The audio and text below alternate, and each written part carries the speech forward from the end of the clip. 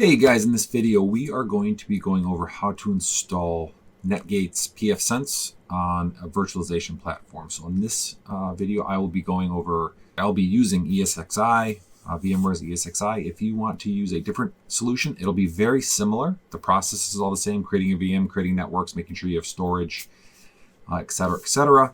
If you want me to create a video, let's say on XCP-ng or Proxmox or something, please let me know. I can do that, but the process, again, is very similar. The first thing that we are going to need to do, jumping into it, is download the ISO.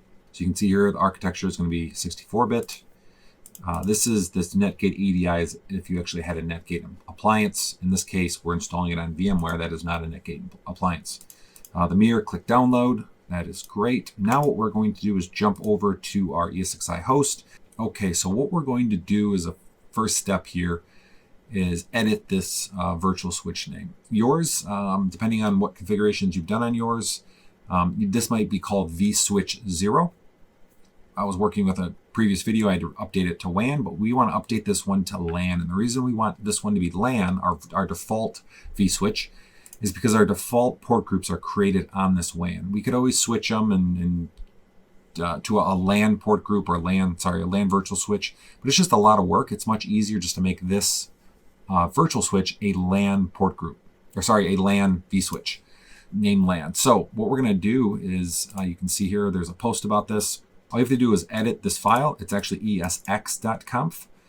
So what we're going to do is launch PuTTY, and we can type in that IP address. You see it right there, 192.168.1.210, port 22.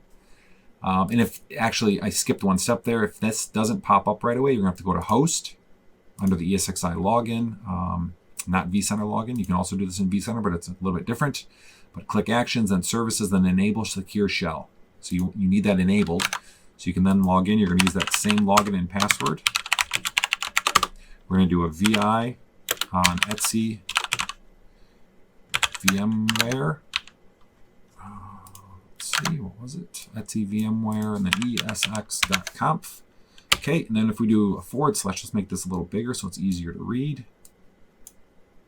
If we do a / here, it's search, so / and then we want to search for that name. So in my case, mine is named WAN, right? WAN. Hit enter, and there we go. There it is. There's WAN. So hit I for insert, and delete. And I want to name it LAN, L-A-N. So escape, and you hit the escape key. And then for people not familiar with VI, you then hit shift : or shift semicolon to bring up a colon. You'll see here the colon. And then WQ for write quit. So write the file and then quit out of VI. So WQ, hit enter. And we'll now be back to our command line. Now we're going to do a reboot. So REBOT, hit enter. And just give it about 30 seconds for your box to reboot. I think you'll hear mine beep here in a second, but I'm going to cut all this out and we'll be back in a second. Okay, so we are back. So let's do a quick login here. And immediately it pulls us up right to the networking tab, and you can see WAN is now renamed to LAN. So that's awesome. So now what we're going to do is we're going to create another virtual switch. We're going to call this one WAN. This would be our internet connection. You can see nothing's connected. That's okay. So now if we go to port groups, we'll see we have 2 port groups under LAN. That's perfect. Let's rename this one VM network to, let's rename that to main network with a VLAN ID of 0. Click save. And let's add another port group. Let's call this one smart home, or whatever you would want. Smart home, camera system, kids, internet, whatever you might think you would need for another network. We're going to give this a VLAN ID of 10, and the virtual switch will be under WAN. Click add, and then we're going to add another port group. We're going to call this one the WAN PG, WAN port group with a VLAN ID of 0, and the virtual switch will be under the WAN virtual switch. Click add. Okay, so now what we have is we have the management network for this ESXi host. We can ignore that. We have the main network, which is, again, it would be like maybe where our computers are connected, our smart TVs, etc. are connected. A smart home, that may be things like connected doorbells, cameras, etc. And then the last one is our WAN port group, which is for our for our connection coming in from the internet into our PFSense box. And this will make a little bit more sense as we get a little bit further down if you're not familiar with VMware and how all of this interrelates to PFSense. So for all intents and purposes, for a demo, the network is set. We're good to go. So what we're going to do is we're going to jump over to virtual machines. We're going to click Create Register a VM, create a new virtual machine, click Next. We're going to name this PFSense. And you could put like a version here. I always like to put the date so I know exactly when this was created. So compatibility will be VMware 6.7, that's the default. The OS family will be Linux, that's good. And then we're going to do other 64-bit here. So other Linux 64-bit, okay, click Next. The data store where this VM will be saved, we're going to put this on a local data store. Now, one thing to keep in mind is this data store I'm about to install it onto is a single SSD. It's a SanDisk, so it's a good SSD, but if that SSD fails and you don't have a backup, this PFSense and every VM, every piece of data on that disk is gone. So what I would recommend is do some type of RAID configuration, or even better, NAS, which is a network attached, which can have redundancy on the back end. But for the demo of this, I'm going to use this data store. I just wanted to give that little disclaimer. So click Next. Customize settings. I'm going to give it 4 vCPUs. Click Gig here. So I'm going to give it 8 gigs of RAM. Hard disk, I'm going to make it 40 gig. And network adapter, main network looks good. CD DVD drive, connect, yes, but we want to do a data store ISO file. And I mapped a NAS drive. So you have to somehow get the ISO onto your host. There's a couple ways you can see upload right here, so we can actually do that as well. But I've already downloaded it to my NAS, this NAS folder ISO. So you can see PFSense 272. You click that, click select.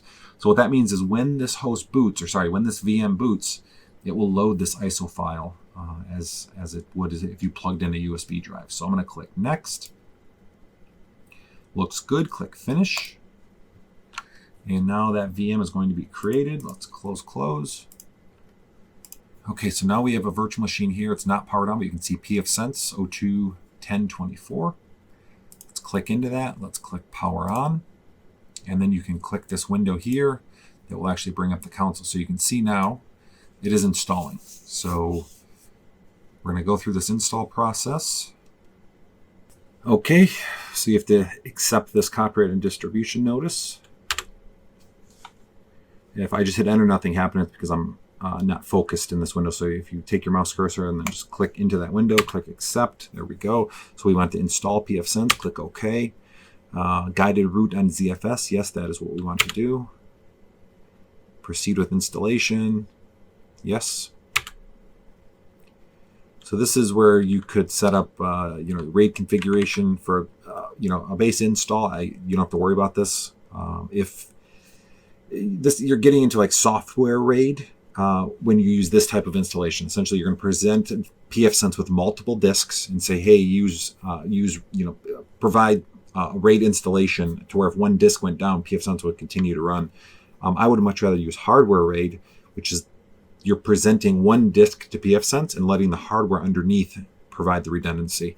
And it's far simpler using hardware RAID. It's built in. When you boot up, you can set those configurations, or sometimes there's GUIs for those configurations. This can get a little messy presenting multiple disks up through VMware into PFSense. So I would just recommend Stripe, no redundancy. Make sure you take backups, physical backups of your PFSense VM, as well as backups of your PFSense configuration. That's far more important. But I'm kind of off on a tangent here. We're going to do Stripe, no redundancy, hit enter. Perfect. Yep, that's the disk. So hit tab, hit enter again. Last chance. Are you sure you want to destroy the current contents of the following disks? I do, because there's nothing on it. That is just that VMware disk that I created, the 40 gig. If you look over here, this 40 gig disk that I created during the installer that we're going to create during this installation process. So click yes. Okay, that was quick. PFSense installation is complete. Let's hit enter to reboot. While this is booting, we can go to back to the VMware console. We can close this. We're going to do an edit. And we can remove this data store ISO file, right? Actually, we could almost delete this disk completely. The CD drive, but we don't have to do that. We can just click Save. That'll unmount that disk. Okay, so now we are on our first boot. We have a cable plugged into both the LAN connection and the WAN connection on our server. We have the vSwitch configured on the ESXi host, right? The virtual switch is here, LAN, WAN. We have our port group, smart home, main network, WAN port group. What don't we have? We haven't configured our VM. So you can see here our network adapter, main network, is connected. We need to add additional network adapters. So let's add 2 more network adapters. This one's going to be smart home, and this one is going to be WAN port group. Let's click Save. So now we have 3 network adapters. These 2 are on the LAN, and this one is on the WAN. If you look, here is our MAC address, which I think will come in handy just here in 1 second. You can see here we've connected 2 devices. So let's go back to your host. You should be at a screen like this. You can just do a quick reboot. So just do a reset here. Click Yes. Are you sure you want to reboot? Yes. It will reboot the box. It will now initialize those network cards that you added, those VNICs. Okay, so now what we're going to do is we're going to assign network interfaces. If this is your first boot, it's going to prompt you automatically for this, but I just want to reassign my network interfaces, and it's the same process. So you're going to have a screen that's going to look like this. It's going to look like this right here. So it's going to show valid network interfaces, EM0, EM1, EM2. Those are one-to-one with your VNICs that we just added, right? We added those 2 additional ones, so we had 3 total. That's what we see here. And the MAC addresses are very important. So if we look over here and we open up all of these, so main network is 2A, smart home is 34, and WAN is 3E. If you look, 2A, 34, 3E on EM0, EM1, and EM2 respectively. So should we set up VLANs now? We do not have to do this right now, so I'm going to hit No. Enter the WAN interface name, or A for auto. Well, if we look over here, we know that WAN is 3E, and it says that is EM2. So we're going to type EM2 as our WAN interface. Enter the LAN interface name, or A for auto. Well, LAN that's going to be our main network, right? So our main network is our LAN interface. So that's going to be 2A. 2A is EM0. So let's go EM0. Enter. Perfect. And enter optional interface 1 name, or A for auto detection. This is the optional interface. We will name this within the web configurator. So I'm going to do nothing if finished. So enter. And the interfaces will be assigned as follows. Do you want to proceed? Yes. Hit enter. The settings are being reloaded. Okay, at this point, you should see LAN of 192. Again, my cursor isn't working because it does not work when you roll over the command, but you should see at the top, you can see http://192.168. Yours should be .1.1. And the WAN should be your public-facing IP. My 1.1 is my actual production PFSense instance. So I should be able to type in this 1.5, hit enter, and it loads. There we go.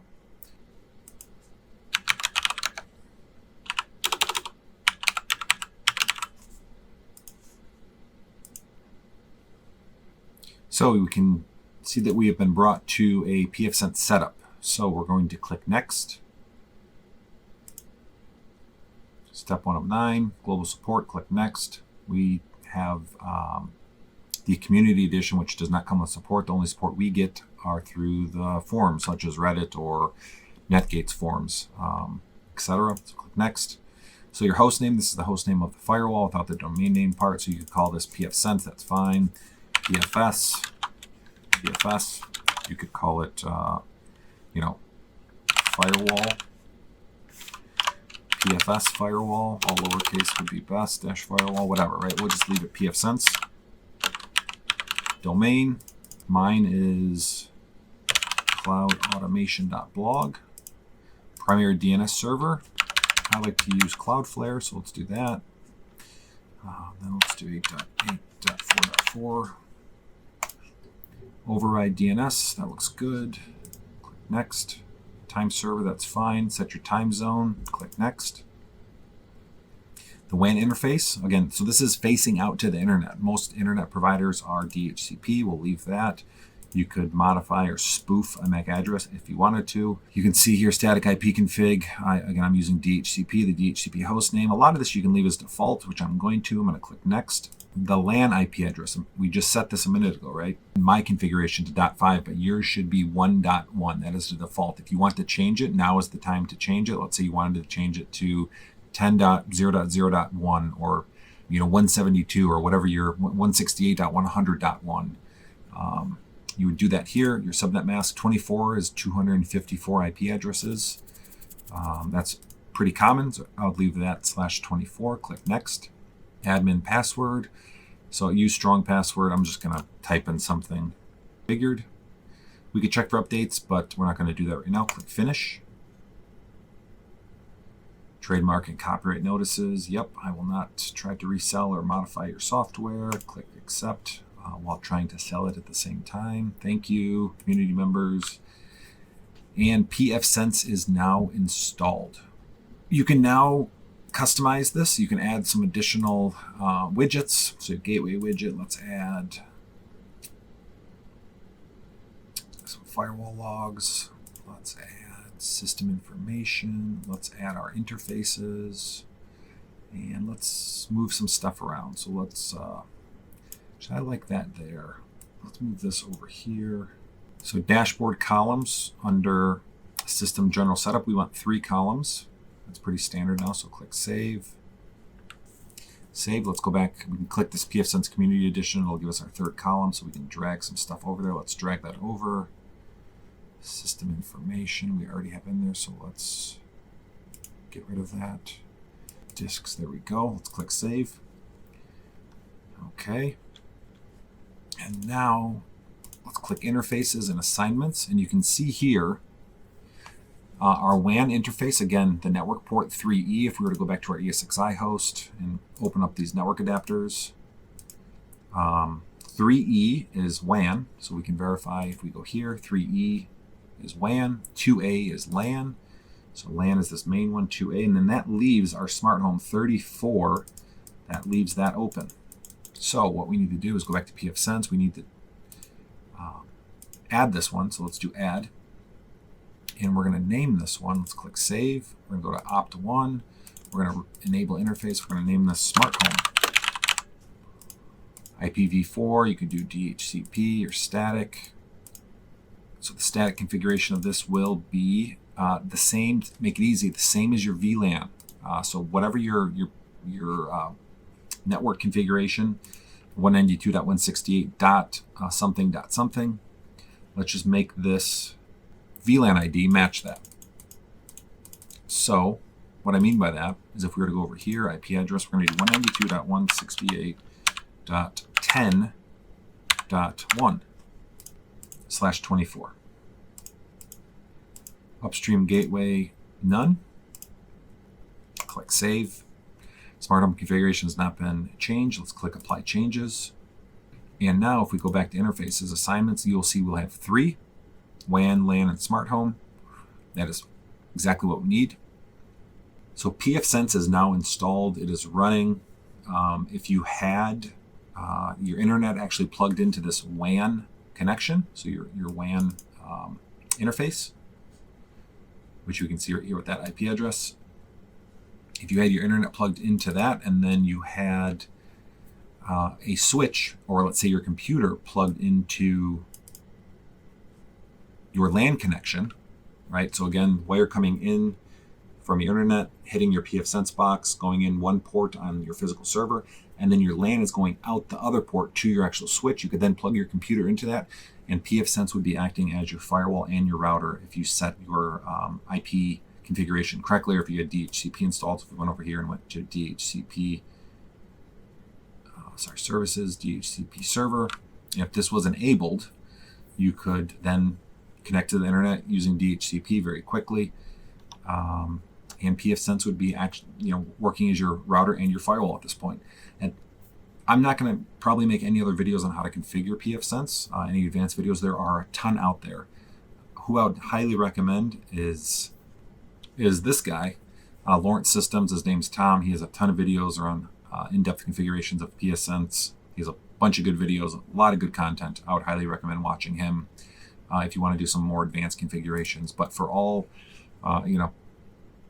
for everything you would need to do to start off with PFSense, you are now installed, you are ready to go, and I hope this video is helpful. Have a great day.